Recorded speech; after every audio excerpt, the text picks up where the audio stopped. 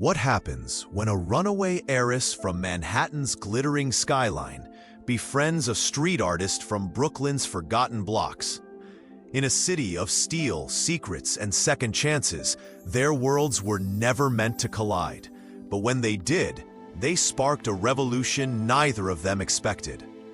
Isabel St. James had everything. At least that's what it looked like from the outside. Debutante balls, designer closets, the flash of paparazzi whenever she stepped out of a town car. But her world was one of glass, not gold. His art, raw, defiant, alive, spoke the truth the rich pretended not to see. Underpasses, subway tunnels, scaffolding, these were his galleries. He noticed Belle before she noticed herself. A rich girl in disguise is still a girl who flinches when a car backfires. But she watched him with curiosity, not fear. Her notebook was filled with half-formed poems and crooked sketches. He gave her a marker. "Here," he said, "tag the world before it forgets you." She did. And in that one shaky line, their story began.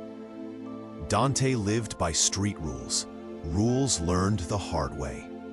Don't flash cash. Don't ask questions unless you want real answers. And never, ever stay long enough to grow roots.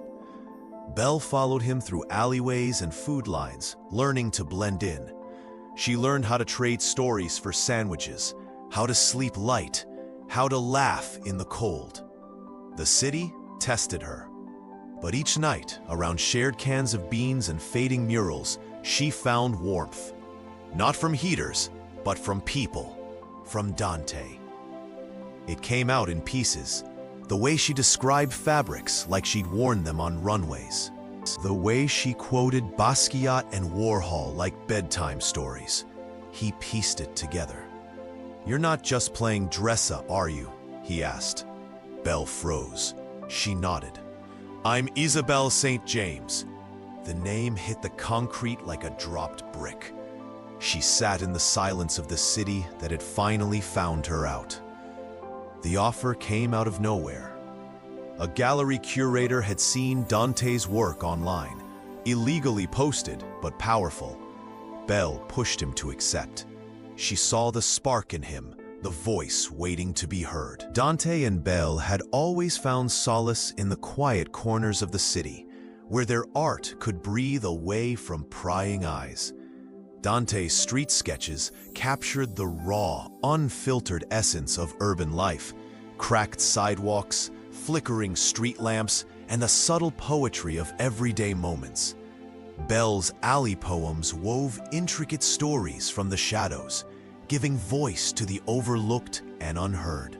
Together, their work formed an unspoken dialogue between image and word, a testament to their shared vision. When the gallery decided to feature their collaboration, it was a moment both exhilarating and terrifying. They framed Dante's sketches with care, mounted Belle's poems alongside them, and arranged the exhibit to flow like a narrative.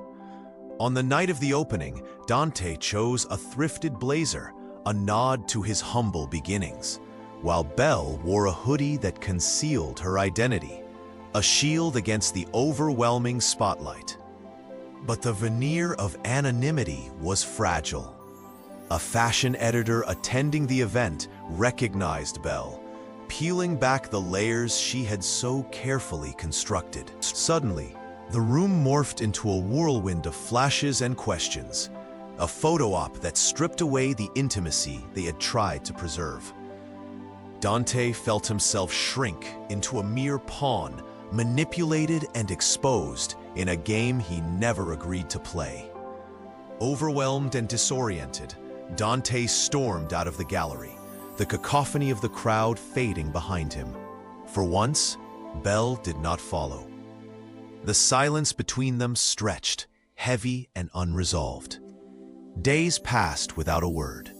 Belle retreated to her sanctuary, the familiar park bench where she had first penned her verses. The world outside felt distant, and she questioned where she belonged in it, if not within the quiet spaces she cherished. Then her phone buzzed, a rare interruption. The screen displayed an unfamiliar number, but the voicemail was unmistakable. Her father's voice, urging her to come home. The simple message stirred something deep within her, a reminder of ties she had long neglected. As she sat on the bench, the city's noise swirling around her, Belle faced a choice: to remain lost in the shadows, or to step forward toward a path uncertain but possibly redemptive. In the aftermath of the gallery opening, silence settled heavily between Dante and Belle. The vibrant energy of their shared artistic triumph had been eclipsed by the sudden intrusion of public attention and the unraveling of Belle's carefully maintained anonymity. Days passed without a word exchanged, each retreating into their own solitude. Belle found herself drawn back to the park bench, where she had once found solace and inspiration, the place where the city's quiet whispers had nurtured her creativity. Yet, now the familiar surroundings seemed foreign, and a lingering question gnawed at her. Did she still belong anywhere? It was there, amidst the fading light of dusk, that her phone buzzed, an unexpected sound after weeks of silence. The screen revealed a voicemail from her father, a simple message that carried profound weight. Come home. This call stirred a mix of emotions within Belle, presenting a crossroads between the life she had built in the city and the ties of family waiting beyond. As she listened, the possibility of reconciliation and new beginnings flickered quietly in her mind, hinting at a path forward beyond the shadows of the past. After the gallery opening, the atmosphere between Dante and Belle was heavy with unspoken words. The event that was meant to celebrate their collaboration instead highlighted the fragile threads that held their connection together. Dante, dressed in a thrifted blazer, had hoped to blend into the background, supporting Belle as she stepped into the spotlight. Belle, meanwhile, wore a hoodie, a shield against the sudden exposure of her true self. But the carefully maintained facade crumbled when a fashion editor recognized Belle. Suddenly, the room transformed into a whirlwind of cameras and flashing lights. Belle's anonymity was shattered, and Dante felt reduced to a mere accessory in a spectacle he never wanted to be part of. Feeling overwhelmed and powerless, he left the gallery abruptly, and for the first time, Belle did not follow. Days passed in silence. The vibrant conversations and shared excitement were replaced by an isolating quiet. Belle found herself back on the park bench, the very place that once inspired her creativity now felt foreign and unwelcoming. The familiar surroundings no longer offered comfort. Instead, they amplified her uncertainty about where she truly belonged. Then her phone buzzed, breaking the stillness. It was a message she hadn't expected, from her father. The voicemail was brief but carried immense weight. Come home. The simple invitation stirred a complex mix of emotions within Belle.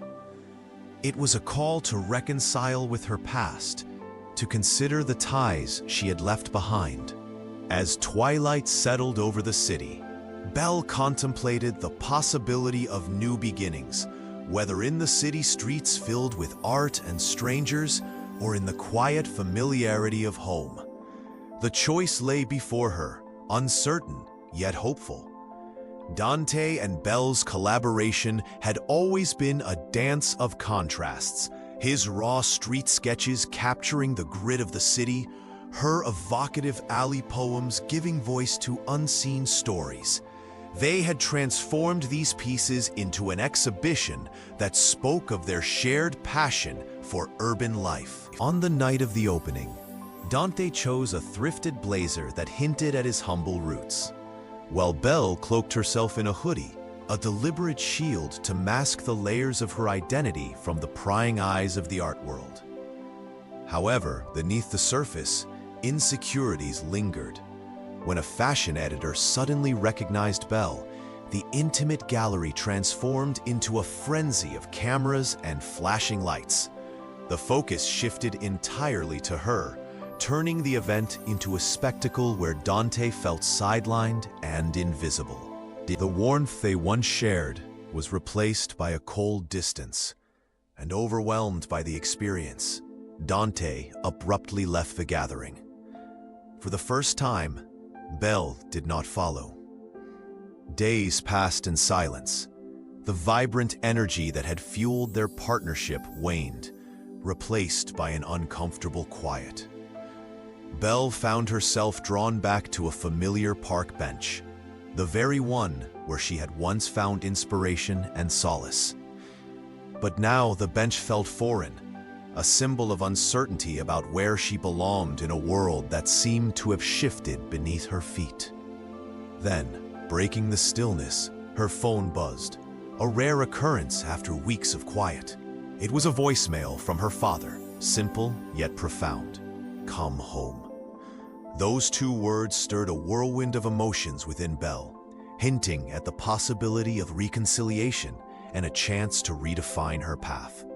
In that moment, the distant park bench didn't feel quite so isolating, and the future, though uncertain, held a glimmer of hope.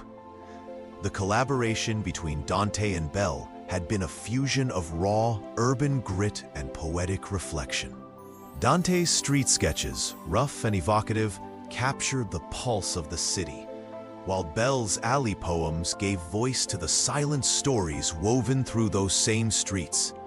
For weeks, they worked side by side, framing his art and mounting her verses in a gallery space that felt both intimate and alive. On the night of their exhibition opening, Dante chose to wear a thrifted blazer, a nod to his modest roots and the authenticity he carried with him. Belle, ever guarded, concealed herself beneath a simple hoodie, shielding her identity from the world that might not yet be ready for her truth. The feeling of invisibility gnawed at him, and overwhelmed by the sudden shift, he stormed out into the cool night air. For the first time, Belle did not follow. In the days that followed, silence stretched between them. The vibrant dialogue that had fueled their partnership faded into absence. Belle found herself returning to the park bench that had first sparked her inspiration, now a place tinged with doubt and uncertainty. As she sat there, questioning where she truly belonged in a world that seemed to be moving too fast or in unexpected directions, her phone vibrated. The screen illuminated with a name she hadn't seen in weeks, her father. Hesitantly, she listened to the voicemail, a simple but powerful message. "Come home." It was an invitation, a potential turning point that hinted at reconciliation and the possibility of rediscovering a place where she truly belonged. But she wasn't sure where that was anymore. In their sketchbook, she found Dante's final drawing, a city split in half, with two hands reaching but never touching. Belle refused to fade into luxury. She searched for Dante across murals, street corners, and half-finished canvases. Then she found it, his latest tag, CONCRETE, bold and bleeding red. Next to it, a flyer for an underground mural battle. He'd be there. She had one night to make her voice heard. The warehouse was electric. Music thumped, cans hissed, and colors danced on walls. Belle wasn't a tagger, but she was a storyteller. She stepped to the wall with shaking hands and painted their story. A bridge made from stitches and spray paint between privilege and poverty. When she turned, Dante was there, silent. Then, slowly, he nodded. They sat on the fire escape of an abandoned building. The city sparkled below. Belle asked, "Do you hate me?" "No," Dante said. I hated that I liked you before I knew your name. They didn't make promises, but they made a plan to build something together, a place for voices like his and hers. A year later, the Kashmir and Concrete Arts Center opened on a forgotten block of Brooklyn. Kids tagged walls beside retired fashion editors. Thrifted fabric turned into runway rebellion. Belle taught design. Dante taught expression.